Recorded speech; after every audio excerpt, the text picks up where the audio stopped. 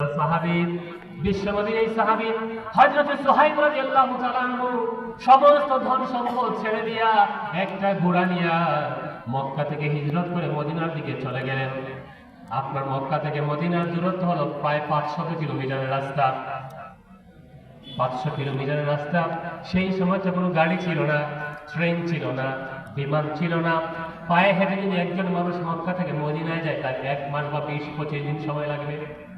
আর ঘোড়া দিয়ে গেলে হয়তো আরো কিছুদিন কম সময় লাগবে। বিশ্বনবীর এই সাহাবী ঘোড়াকে সঙ্গী বানিয়ে সাথে তীর নিয়ে বিশ্বনবীর সাহাবী তার জীবনের এই হুমকি নিয়ে জীবনের আশঙ্কা নিয়েও চলে গেলেন। আর সবকিছু সমস্ত ধন সম্পদ মক্কায় ছেড়ে চলে গেলেন। ধন সম্পদের মায়া ছেড়ে দিলেন, জীবনের মায়া ছেড়ে দিলেন। মায়া শুধু আল্লাহর ভালোবাসা, অন্তরে শুধু নবীজির মায়া, অন্তরে শুধু আল্লাহর প্রতি তার ভালোবাসা। এই ভালোবাসার সাহস এবং শক্তি নিয়ে সমস্ত ধন সম্পদ মক্কায় ছেড়ে দিয়া ঘোড়া নিয়ে চলে গেলেন মদিনার দিকে। কাফেরেরা খবর পেয়ে গেল, মক্কার কুরাইশ কাফেরেরা খবর পেয়ে গেল মক্কার অন্যতম একজন ধনী ব্যক্তিত্ব হযরত সুহাইব রুমী রাদিয়াল্লাহু তাআলা আনহু চলে গেছেন মদিনায়। তাকে ধরতে হবে, গ্রেফতার করতে হবে। এই জন্য মক্কার কাফেররা একটা বাহিনী নিয়ে প্রতিপত্তি হযরত সুহাইব রাদিয়াল্লাহু তাআলা আনহুকে ঘেরাও করে ফেললেন। আর তারা বলল, সুহাইব, এইবার আমরা তোমাকে ধরে ফেলেছি। তুমি যদি মদিনায় যেতে চাও তাহলে কেবলমাত্র তোমার লাশ যাবে, অন্যথায় তুমি আমাদের হাত থেকে রেহাই পাবে না, তুমি আমাদের কাছ থেকে বাঁচতে পারবে না। বিশ্বনবীর সাহাবী বললেন, হে মক্কার কুরাইশেরা শোনো। বিশ্বনবীর এই সাহাবী উনি যখন তীর ছুড়তেন ওনার এইমটা খুব ভালো ছিল। আগে তো আর বন্দুক পিস্তল ছিল না, ছিল নাকি? আগে কি পিস্তল ছিল, বন্দুক ছিল, মিসাইল ছিল, কামান ছিল না, তীর ছিল। ওনার এইম, ওনার লক্ষ্যবস্তু কিন্তু 100% মানে সঠিক ছিল। এবং এই জন্য উনি বিখ্যাত ছিলেন। হি ওয়াজ এ ফেমাস পারসন। উনি বিখ্যাত যে ভালো তীরন্দাজ। উনি বললেন, হে কাফের কুরাইশ কাফেরেরা শোনো, তোমরা সকলেই আমাকে জানো সুহাইবের বিষয়ে। সুহাইব যদি তীর মারে তার লক্ষ্যবস্তু কখনো আপনার মিস হয় না। সুতরাং আমার তীরের আঘাত থেকে বাঁচতে হলে তোমাদেরকে আমার কাছে সারেন্ডার করতে হবে। অথবা শোনো, তোমরা যদি আমার সম্পদ চাও তোমরা আমার সম্পদ নিয়ে যেতে পারো। আমার তীর শেষ হবে, তোমরা যতজন আছো, যতটা তীর আছে, 20টা তীর আছে, 20 জন মারা যাবা। তারপরে যারা আছো তাদের সাথে তলোয়ার দিয়ে যুদ্ধ হবে। আমি মরবো, হয়তো তোমরা আমাকে মারতে পারো। কিন্তু তোমরা যদি আমার হাত থেকে বাঁচতে চাও তাহলে আমার যত ধন সম্পদ আছে তোমরা আমার সমস্ত ধন সম্পদ নিয়ে যাও আর আমাকে ছেড়ে দাও। সুবহানাল্লাহ বলবেন না?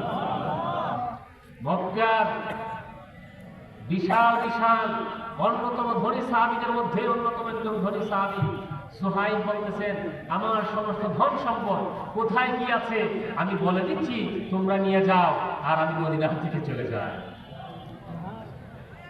তারা কাফেররা তো আসলে দুনিয়া চায়। তারা বলো, ওকে ইউ ক্যান গো, তুমি যেতে পারো, আর তোমার ধন সম্পদ কোথায় রাখা আছে আমাদেরকে বলে দাও। সুহাইব রাদিয়াল্লাহু তাআলা আনহু তাদেরকে কোথায় কি রেখে আসছেন সব কিছু বলে দিলেন। তারা তাকে ছেড়ে দিল। সুহাইব রাদিয়াল্লাহু তাআলা আনহু বিশ্বনবীর কাছে দাঁড়াইলেন। বিশ্বনবীর সাথে সাথে বললেন, সুহাইব রুমী লাভবান হয়েছে, সুহাইব রুমী লাভবান হয়েছে। রাসূলুল্লাহর খবর পাঠিয়ে দিলেন কে? আর একটু জোরে, রাসূলুল্লাহর কাছে খবরটা পাঠিয়ে দিলেন কে? বিশ্বনবীর কাছে আল্লাহ আয়াত নাযিল করে বললেন, ওয়া মিনান নাসি মাই ইয়াশরি নাফসাহু ইবতিগা মারদাতিল্লাহ। ওগো নবীজি, আপনার একজন সাহাবী আছে, নাম হলো সুহাইব রুমী। তারে বলে দিন, আল্লাহর সাথে যে সে বিজনেসটা করেছে, আল্লাহর সাথে যে সে ব্যবসাটা করেছে, সেই ব্যবসাটাই সে লাভবান হয়ে গেছে। আল্লাহ বলে, মানুষের মাঝে এমন কিছু মানুষ আছে যারা আল্লাহর ভালোবাসা পাওয়ার জন্য, রাসূলের মহব্বত পাওয়ার জন্য তাদের জীবন উৎসর্গ করে দেয়। ভালোবাসা কাকে বলে বুঝতেছেন? শুধু দুই একটা মিছিল আর দুই একটা গজল গাইলে রাসূলের ভালোবাসা অন্তরে তৈরি হয় না, ঠিক কিনা? রাসূলের ভালোবাসা তখন অর্জন হবে রাসূলের বিরুদ্ধে যদি কোনো নাস্তিক কথা বলে, আল্লাহর বিরুদ্ধে যদি কোনো নাস্তিক কথা বলে, সেই নাস্তিকের বিরুদ্ধে এক পায়ে দাঁড়িয়ে যাওয়াটাই হলো রাসূলুল্লাহর প্রতি ভালোবাসার বহিঃপ্রকাশ। সুতরাং আমরা সতর্ক করে দিতে চাই, বিগত ফ্যাসিস্ট সরকার আমলে শাহবাগীরা যেভাবে পড়ে সেইভাবেই রাসূলুল্লাহর বিরুদ্ধে বক্তব্য দিয়েছে, আল্লাহর বিরুদ্ধে বক্তব্য দিয়েছে, ইসলামের বিরুদ্ধে বক্তব্য দিয়েছে, কোরআনের বিরুদ্ধে বক্তব্য দিয়েছে, কিন্তু 15 বছর পরে আল্লাহ তাদেরকে দেশ থেকে পালাতে বাধ্য করেছে।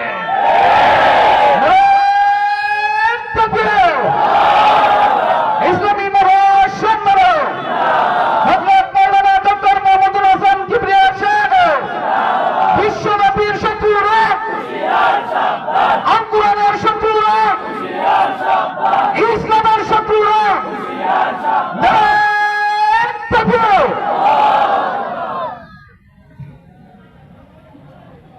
বর্তমান সরকারে যারা আছে আমরা তাদেরকে ভালোবাসি। আমরা চাই দেশটা সুশৃঙ্খলভাবে চলুক। আমাদের পার্শ্ববর্তী অনেক রাষ্ট্র, এই সিঙ্গাপুর দেখেন অল্প দিনে পৃথিবীর অন্যতম ধনী একটা রাষ্ট্র হয়েছে। মালয়েশিয়া দেখেন অল্প দিনে তারা ধনী একটা রাষ্ট্র হয়েছে। আমি মালয়েশিয়া সফর করেছি, সিঙ্গাপুর সফর করেছি, ইন্দোনেশিয়াতে ছিলাম। এই যে 3টা রাষ্ট্র অল্প দিনে তারা অনেক উন্নত হয়ে গেছে। আর আমরা আজকে স্বাধীনতা এত অর্ধশত বছর পরেও আমরা যেই ছিলাম তেমনই আছি, ঠিক কিনা? আমরা চাই আমাদের দেশ উন্নত হোক, মানুষ ভালো হোক, ঠিক কিনা?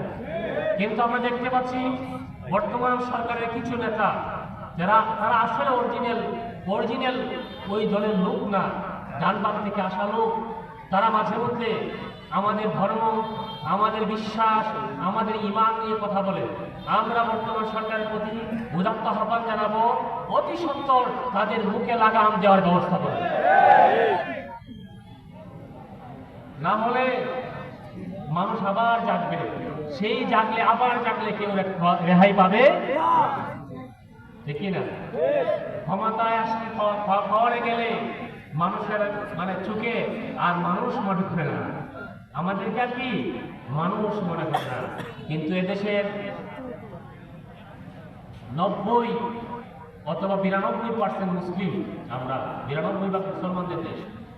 এই দেশে ইসলাম এবং মুসলমানদের নিয়ে ষড়যন্ত্র করবে, এই দেশের সার্বভৌমত্ব নিয়ে, স্বাধীনতা নিয়ে কেউ ষড়যন্ত্র করে আমাদের সামনে দাঁড়াতে পারবে না ইনশাআল্লাহ। আমার বন্ধুগণ, এই জন্য নবী বলেন ঈমানের স্বাদ তারা পেয়েছে 1 নাম্বার যাদের অন্তরে আল্লাহ এবং রাসূলের ভালোবাসা সবচেয়ে বেশি। আর 2 নম্বর হলো আইয়ুহিব্বাল মারআ লা ইউহিব্বুহু ইল্লা লিল্লাহ।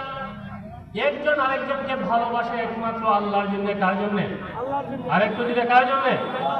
আমরা আলেম ওলামাদেরকে ভালোবাসি কার জন্য? আমরা একজন আরেকজনকে ভালোবাসি কার জন্য? আমরা এখানে আসছি কার জন্য? আরেকটু দিলে কার জন্য? আমরা আবার আলাদা হয়ে যাব কার জন্য? দেখি না? এটা মুমিনদের অন্যতম বৈশিষ্ট্য। মুমিনদের মাঝে এই ভালোবাসার সম্পৃক্ত থাকবে। আল্লাহ বলেন والمؤمنون والمؤمنات بعضهم أولياء بعض। মুমিন নরনারী পরস্পরের বন্ধু, পরস্পর কি? অন্য আয়াতে আল্লাহ বলেন মুহাম্মাদুর রাসূলুল্লাহ ওয়াল্লাযীনা মাআহু আশিদ্দাউ আলাল কুফফার মুহাম্মাদু বাইনাহুম। যে আমাদের সম্পর্কটা এরকম হবে, আমরা পরস্পরের দরদি, পরস্পর কি দরদি, রহম দিন। আমার ভাই যদি বিপদে পড়ে মাশাআল্লাহ সবার আগে আমি চলে যাই তাকে সহযোগিতা করার জন্য। কিন্তু কাফেরদের মোকাবেলায় শক্তভাবে দাঁড়াতে হবে। কথা বলতে কিনা?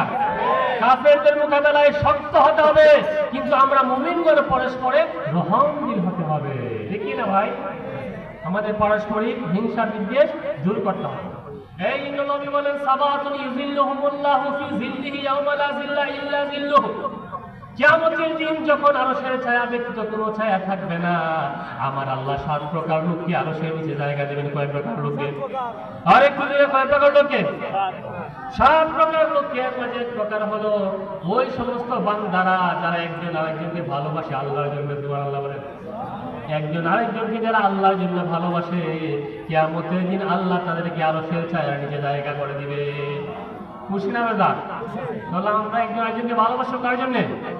আমাদের ভালোবাসা সবই যেন হয় মহান রবের জন্য, রাগ খুব ঘৃণাগুলো সবই যেন হয় শুধু প্রভু তোমারই জন্য।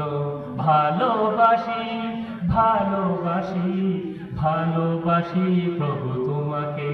মান আহাব্বা লিল্লাহ ওয়া আবগাদা লিল্লাহ ওয়া মানআ লিল্লাহ ওয়া আতা লিল্লাহ ফাকাদ ইসতাকমালাল ঈমান। আমার নবী বলেন, যারা আল্লাহকে ভালোবাসে, কাকে? যারা আল্লাহর জন্য ভালোবাসে, আল্লাহর জন্য শত্রুতা পোষণ করে, যারা আল্লাহর জন্য মানুষকে দান করে, আবার আল্লাহর জন্য দান থেকে বিরত থাকে, তারাই হলো প্রকৃত মুমিন। সুবহানাল্লাহ। তাহলে মান আহাব্বা লিল্লাহ ওয়া আবগাদা লিল্লাহ ওয়া আতা লিল্লাহ ওয়া মানআ লিল্লাহ, চারটা জিনিস। মান আহাব্বা লিল্লাহ, যারা ভালোবাসে কার জন্য?